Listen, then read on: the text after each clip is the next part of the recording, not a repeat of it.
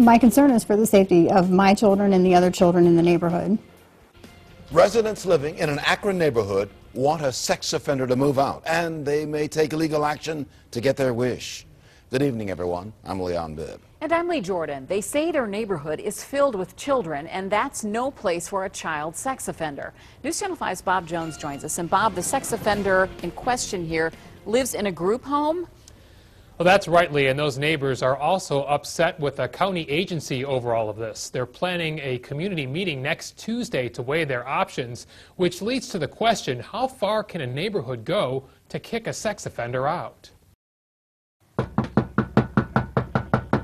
No answer today at this group home on Judith Avenue in Akron, but neighbors say a 20-year-old sex offender that News Channel 5 is not identifying lives here. What we cannot and will not live with is a Tier 2 sexual offender plopped down in the middle of our neighborhood with access to our children. Barberton police reports show the sex offender was arrested for sex crimes against teenage girls. He was convicted of unlawful sexual conduct with a minor and sentenced last May to 60 days in jail. Now he's out, and his new neighbors, especially parents, are nervous. We feel that he is a threat.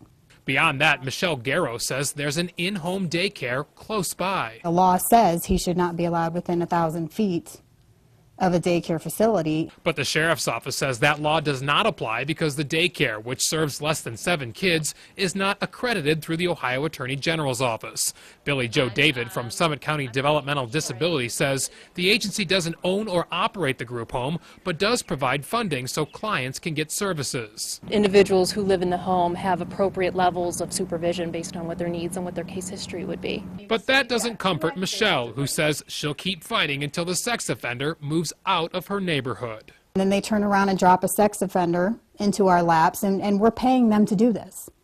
And, you know, I'm sure they're not putting them in their neighborhoods.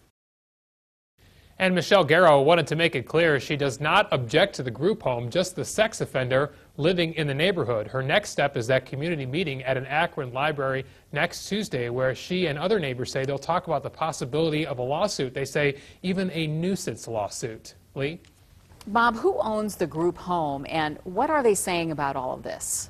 Well, it's a company called REM Ohio, and I just received a statement from them a short time ago, and they said all individuals served by the organization have been deemed appropriate, and there are service plans in place to meet their needs. Okay, Bob, thank you very much. Leon?